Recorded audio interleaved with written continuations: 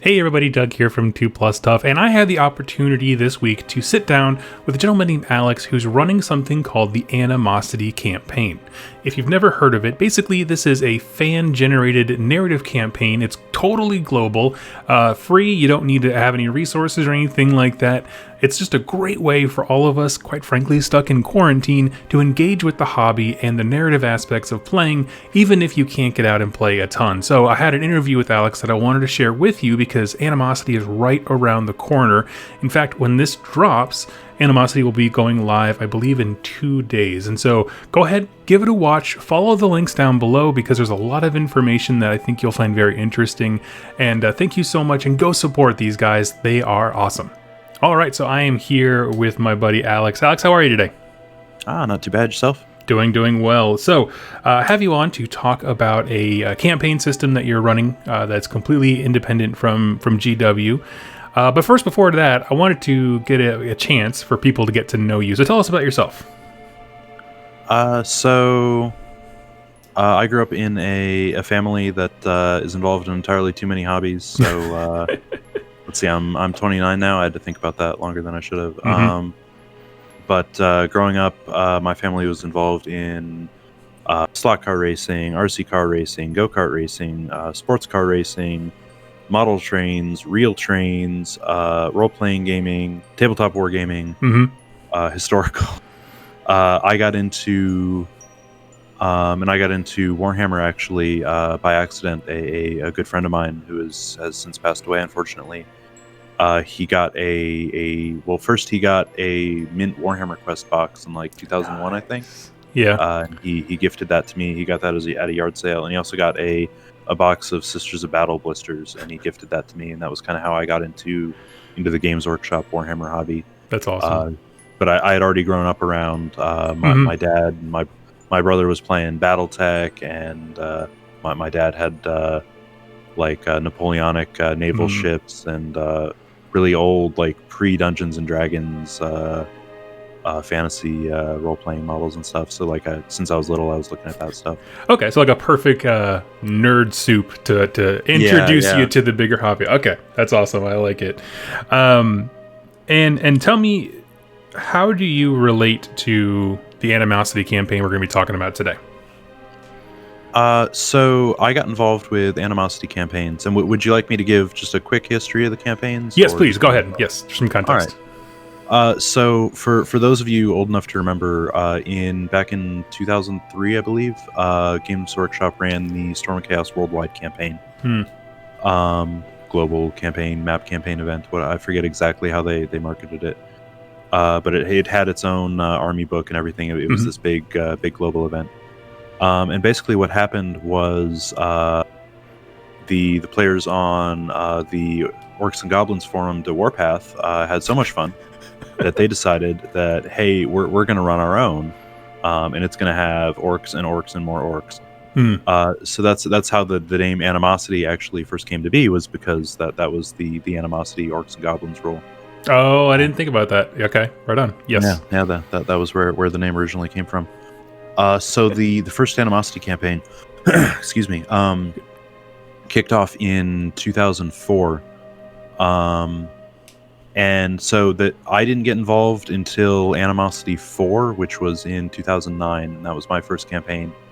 And I'd heard about it in the forum communities. I was aware it was a thing for a little while, and I finally decided, I'm going to check this out, get involved. So I joined in 2009, like I said, and I was immediately hooked. I made a bunch of friends through it, and I stayed with it until in 2014. And I'm just bringing something up here real quick. In 2014, going into 2015, we got hit with kind of a double whammy in that the website suffered a catastrophic crash and data loss. And the end times dropped, so we were really left being like, well, our site's gone and the IP is gone. We don't really know what we're doing. Okay. So it kind of went into limbo for a few years there until in 2016, maybe. Okay. The domain name had become available, and I decided to scoop it up. Nice. Okay. And I spent a couple of years trying to learn the community and figure out how best to relaunch it. Mhm. And we finally relaunched it for Age of Sigmar in 19 last year. Wow. 2020's felt like about 5 years. Yes, so it has. I'm Yes, sure everyone watching this can relate to that. Absolutely. Yeah. But just really quick context, Yeah. I figured it up at one point, and I have this on our website, that between 2004 and 2014, nearly 900 players participated in 12 campaigns, culminating in over 80,000 threads and 175,000 posts. That's from the old site statistics. Yeah, That's awesome. That's the Warhammer Fantasy campaigns. That is cool. Okay, so you're the keeper of the domain, and I'm sure you've already told me like you're not the only person organizing it. No, not at all. But Team effort. Yeah, absolutely. What is the Animosity campaign story? Because it has its own like full plot line. Also, for anyone watching or listening, I did leave links in the description down below. So go ahead and give me the elevator pitch. Oh, that's gonna be rough. We have a meta plot, and that was the first thing we figured out, is that there is this overarching storyline that's buried in the lore we present. Okay. And it's up to you guys to pick at the threads and see the patterns and read between the lines and see kind of what's really going on here. But on its more surface level, the story of Animosity campaigns is to throw disparate alliances. So we call them coalitions of. We'll talk about that in a second. Yeah. Yeah, either allies of convenience or allies of desperation, that sort of thing, and just really create a melting pot for new and interesting depth within the Age of Sigmar narrative universe. That's awesome. Okay, so is it one of those things where, like, so when Games Workshop releases a narrative campaign, the story is already told, and then they provide you missions to be able to play through it? My understanding, this is not that, right? You're creating the narrative as you go along, correct? That is correct. So what we do in the run up to each campaign is what we kind of think of it as we set the stage. So we come up with a narrative up to this point, like up to what we call turn 0. Okay. And that's everything that's happened so far. All right. That was an alarm going off. It's all good. So yeah, we create a narrative up to the start of the campaign, and then the stage is set. You guys, the players, you're the actors. It's your story to tell from there. And the end of the campaign is completely open-ended. Okay. We've established some threads and stuff. So like we know, in a lot of ways, it is like a role-playing campaign in that like we know a few things. Like if certain coalitions do this or that, like we have a few things mapped out, but it's nothing is set in stone. Yeah, it is completely open-ended, and kind of the success or failure of you and your coalition is completely in your hands and the choices you make. Okay, so that's an awesome segue to. So you set the stage. You have there is a story tab on your website, so go check that out below. So you, like I said, to turn 0. I actually like that quite a bit. And then as far as the players upon that stage, talk to me about these coalitions, because this is actually one of my favorite parts about the Animosity campaign. And if you want to pick one for an example, or you can talk about all of them, whatever you want to do. That's interesting. So coalitions, we don't divide the players up by the normal grand alliances. We introduce plot threads based around non-player characters that we call figureheads. Okay. So figureheads are very integral to the coalition kind of mechanic.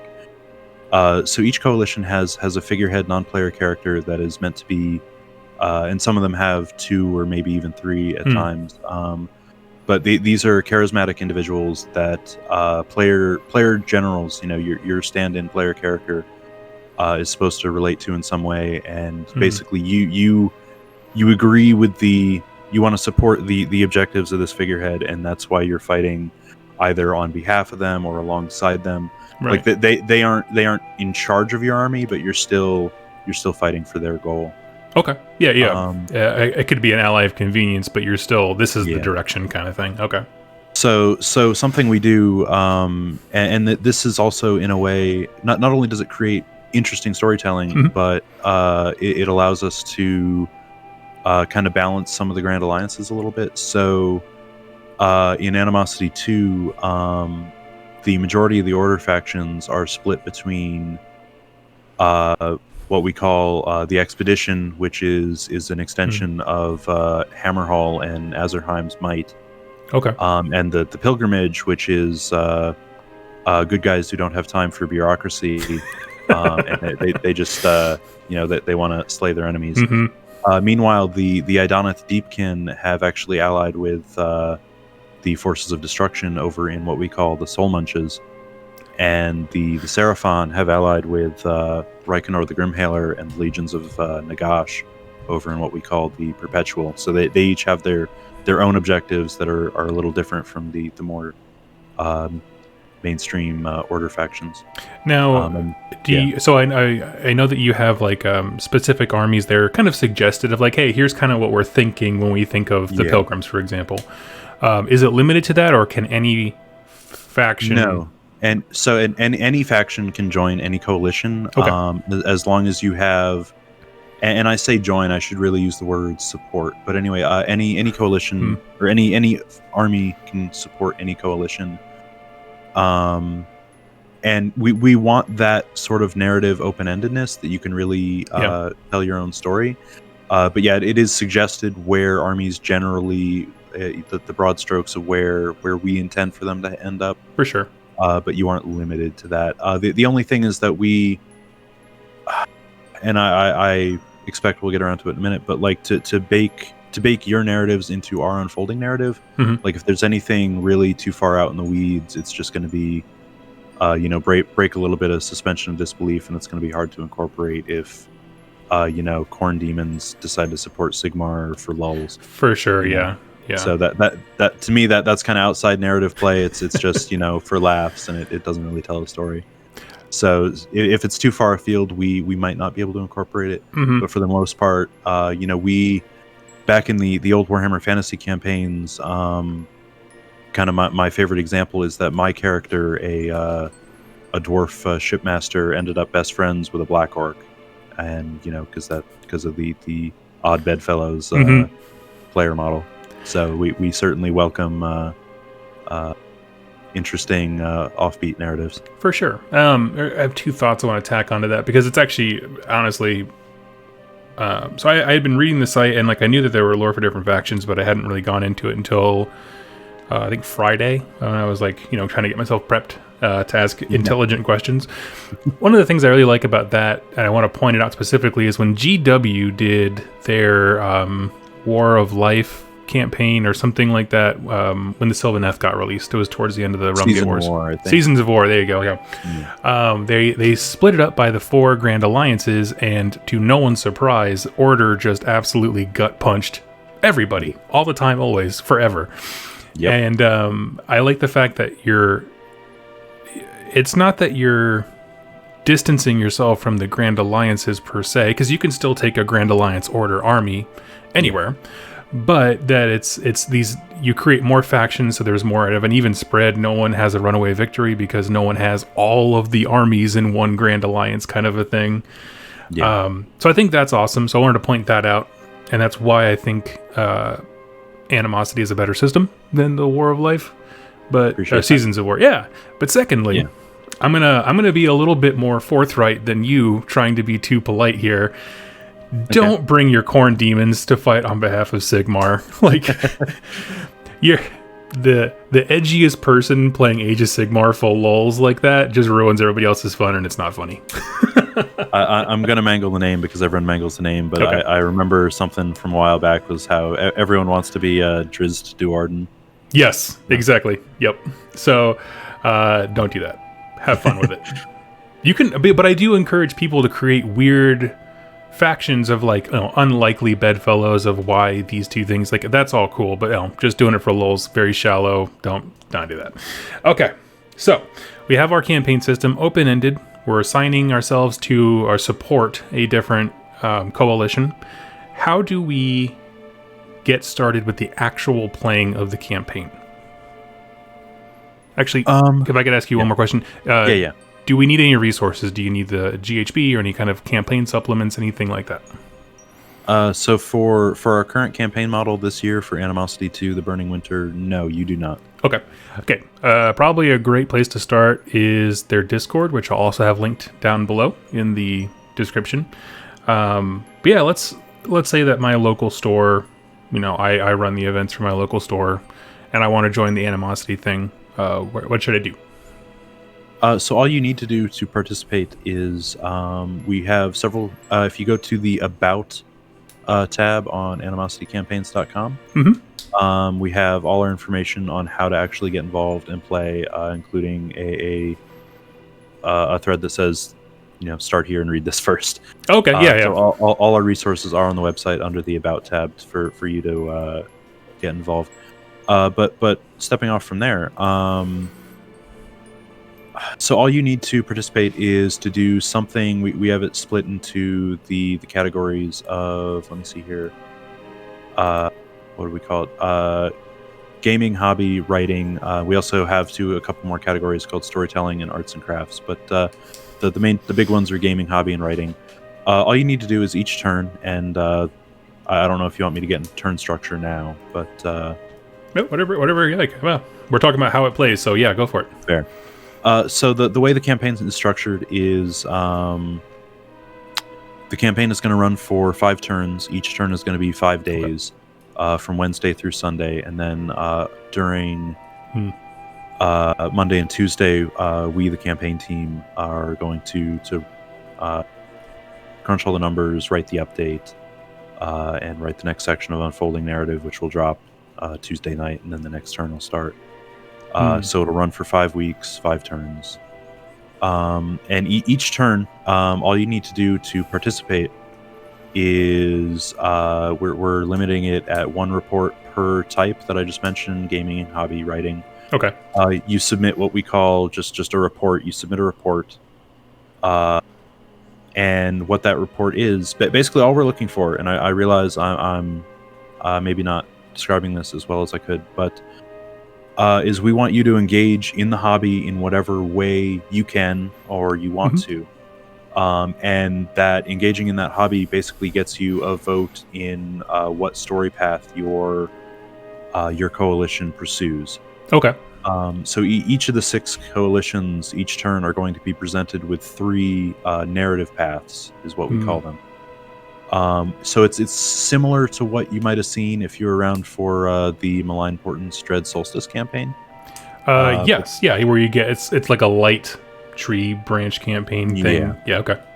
But in this case, but in this case, whereas that was like you were deciding the sort of the overall story arc with a one of 3 votes. In the model that we're using, each of the 3 narrative paths, like they're all in play at once. So depending on how much support your coalition puts into each one, will depend how successful they are. In addition, each one is opposed by an opposing. We have a matrix, and each one is opposed by an enemy coalition. So it's always from turn 1. It is always players versus players. Butting heads, tug of war. Okay. To try to achieve these different objectives that we're presenting every turn. And so you're playing what is assumed to be a narrative game that may or may not use points. Doesn't really matter. And then you're going to go ahead and go to your site, report that game, right? And then you give you guys information. And the same thing goes for hobby and any stories you write, that kind of stuff. And then your team is going to compile it, and then on Tuesday you'll be like, this is basically the next step as far as the story that we're all collectively creating. Yeah, so that's to cool as hell. So I want to revisit that, and then I want to get into one more thing. So so again, it's we spent a couple of months sort of revisiting how we wanted to do this to be, I guess, appropriate for the post-pandemic world that we all find ourselves in. For sure. So when we relaunched last year, like it was a very tabletop heavy campaign. Like we wanted people playing games with their local groups, and that's not something we can in good conscience support. And we, and any reference to playing games that we have anywhere on the site, we stress, please do so safely and responsibly. And that's why the emphasis this time around really is on doing hobby and writing your own narratives. And what we're doing is we have a tab on the website called Community, and every few days we go through anything that's been tagged with our hashtag #TheWarpath or hashtag Animosity 2. That's 2 with Roman numerals, not the number 2. We go through those and we sort of harvest everything we've seen, and we upload that to the website to kind of get a showcase from across Facebook, Twitter, Instagram, and anything Discord. We harvest that too, and then anything that's been emailed to us directly, and we host all that. So we have a showcase of everyone's collective work. That's awesome. No, it's cool. It's very adaptable, and absolutely, it's hard to think about campaign play the same way as we used to. Even just a year ago at this point.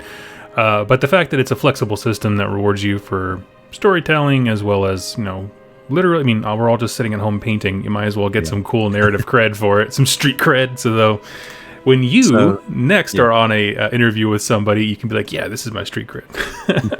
Right.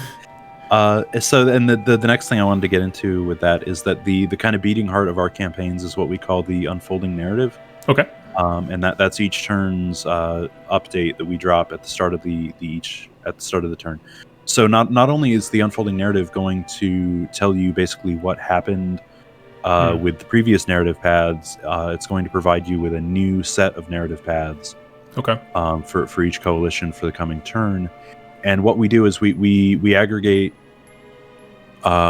We read through all the narratives that get sent to us. We watch the chat in the Discord, and I'll touch on that later. Okay. And we take all this and we kind of bake it. Me and my buddy Peter, we're the two main writers. We take everything that's come in, and we bake that into a single storyline. So what'll end up happening, and that this happened in the unfolding narrative from last year, is if we have.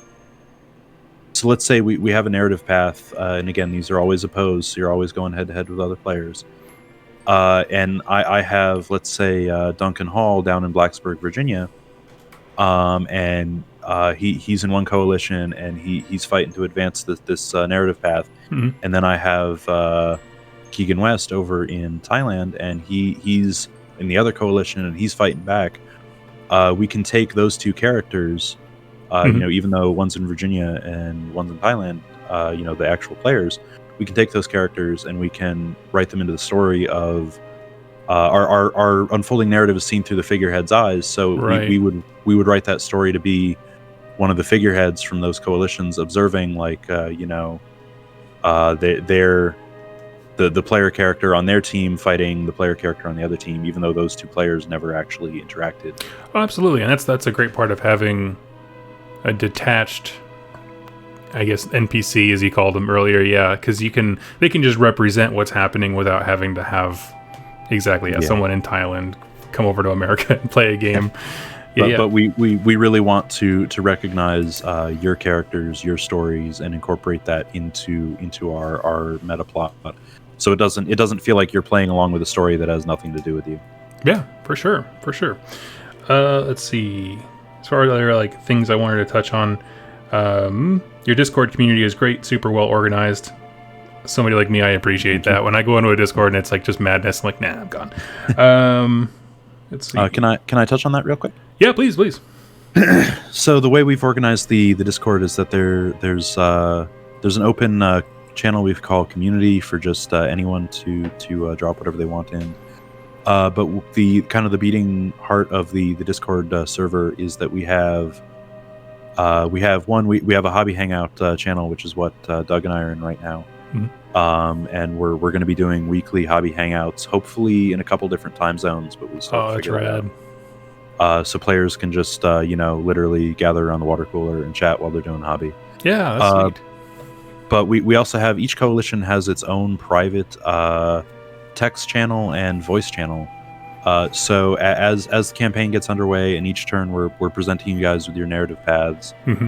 You guys can collaborate both between your characters, and you can talk strategy of like, well, how many reports are we going to put into this path? What do we expect the people from the other coalition to do? Because there's going to be that tug of war. For sure. It's going to be a 3-way tug of war with 3 other coalitions every turn. And it also allows us to sort of read the room and get a sense of where the players want to go. So if you guys, if one turn, like you're fighting a coalition and you guys aren't really feeling, you're like, well, we don't really care about this objective and we don't want to fight these guys, but we totally want to go punch those guys over there. It helps us set up the narrative for the next turn as well. So for sure. It's really a great resource for us, the campaign team, and it's a great resource for you guys to be able to kind of socialize like you normally would at your game store, but no one can go to their game store really. So how many coalitions are there? 6 coalitions. Okay, that's awesome. Yeah, so you have 6 teams of people all trying to coordinate with one another to kind of choose a path, like narratively, which direction would we head down, kind of a thing, and make that happen. That's so cool. Okay.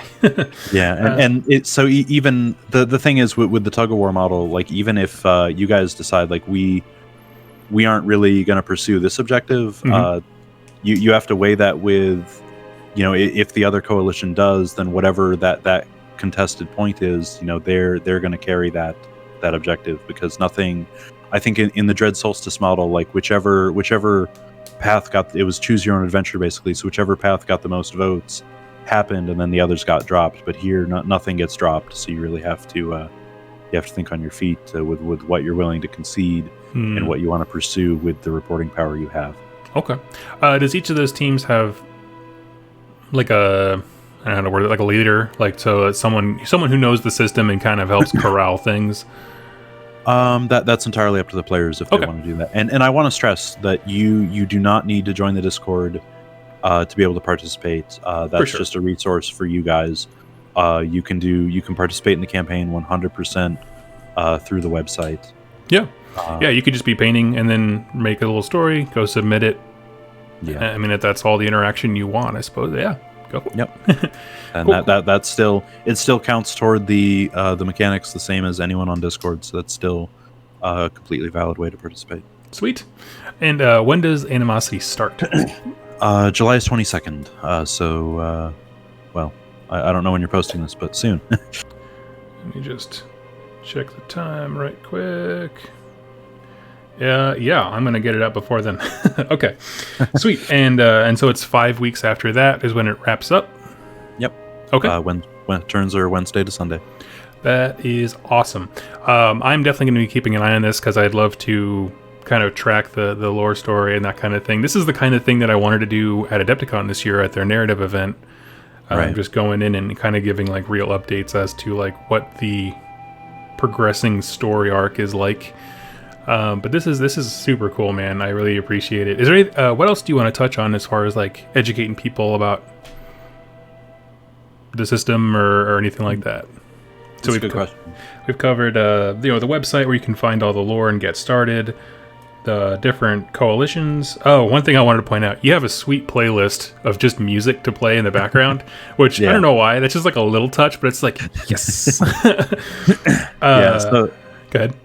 Yeah, so I've been involved with these campaigns since 2009, and music was, as a player, music was always a huge part. So for the most part, it's stuff that I used to listen to, and then I discovered Spotify and realized most of it was in one place. So I'm just yes. All right, let's share this. Let's see if other people. It's all music that means something to me in relation to the Animosity. And if there's anything on there you really don't like, I apologize. I've gotten repeated people telling me that Gary Jules' Mad World shouldn't be on there, but it is. I respect it. Well, thank you. You're the only one so far, but thank you. I appreciate that. I also listen to like almost exclusively depressing songs as I go to work to kind of like soothe the self-soothe, I suppose. But that's fair. Johnny Cash's Hurt is on there, and that's about the most depressing thing I've ever heard. Yeah, I do those two, and then Everybody Hurts by REM. Okay, so fair enough. And I think that is all the pre-questions I had. You covered quite a bit. Obviously, this is a strange year for anyone trying to run any event. So as far as like the data crunch and that kind of stuff, if you do want to participate, that's awesome. Be all in and be encouraging and be flexible, because these awesome guys are crunching all this data and compiling stories and stuff like that on their own time over the course of over a month. So I highly encourage it. It's awesome. Well, thank you. I appreciate the enthusiasm and the support. Yeah. If you do mind, I have a couple things I want to jump in. Please, yeah. And so it's you said over 5 weeks, and that's actually the relaxed model, because the campaign model we did last June,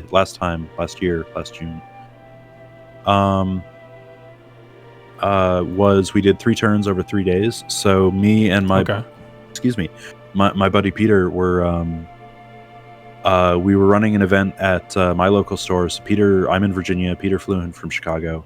And we were running an event at my store all day long, and then we got home, ate dinner, wrote the narrative update, the unfolding narrative, until like 2 a.m, and then did it again like 3 days in a row, and that was intense. You're a champion. I would never. I come home from work after I like stub my toe, and I'm like, oh, I can't record tonight. So, well, to our embarrassment, the final unfolding narrative update that took us about a week to get out, to wrap everything up. Yeah, that's like the finale. That's reasonable. But and just on that note, so I do want to give a shout out to everyone on the campaign team. We have a really great group of guys, and my wife, Katie, who is actually working on the campaign map right now. Oh, sweet. Thanks, Katie. Thanks, guys. So the campaign map will go live when things kick off on the 22nd. And just on that point, like we do have a full campaign setting coming, so you can really set your own narratives and stuff in the campaign world. Ooh, just that isn't posted to the website just yet. Yeah. So, but yeah, again, a group of great guys, and Katie, obviously. Just real quick, again, I just want to give him a quick shout out. My buddy Peter in Chicago. We have Nick and Saul, which you guys might know better as Warboss Kurgan on Twitter. Okay. Over in the UK, that Nick is building our Excel engine that crunches all the numbers. Saul has been involved in creating the campaign setting. My good buddy Cosgrove from my local gaming scene, he's our proofreader, so he goes over everything as it's posted, and tells us where we've made bad grammar. And of course Nuno, who he's been getting us over the finish line and doing all the marketing and stuff. He's been a real champ. If I was going to make an A team of nerds, you guys would be it. Like, those are just all the different, like, actually people that come together to make something really awesome happen. Like, you know what I mean? It's a collaborative thing, and no one's being a jerk about it, but everyone's bringing their best skills. No, it's definitely no single one of us could do it. Absolutely, yeah. So I'm really, really glad to have them supporting. Sweet. Okay. Effort. And so finally, on that point, Nuno is gonna give me a slap on the wrist if I don't mention this. We have for those of you who have been interested in or have been playing the Soulbound RPG by Cubicle 7. Yeah.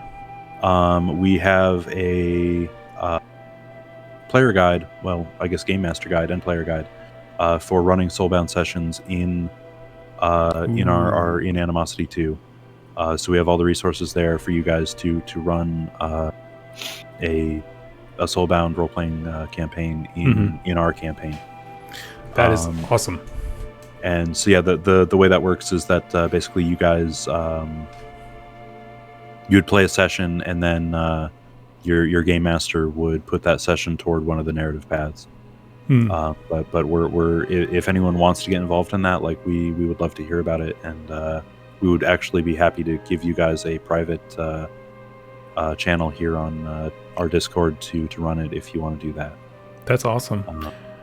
One thing, I don't know why I just thought of this, but like one thing I would encourage people to do is because we're all stuck inside, grab your new GHB, make a hero specifically for Animosity, make him a story. That's like 2 votes, right? You got your hobby, you got your narrative, and submit those and just have a good time.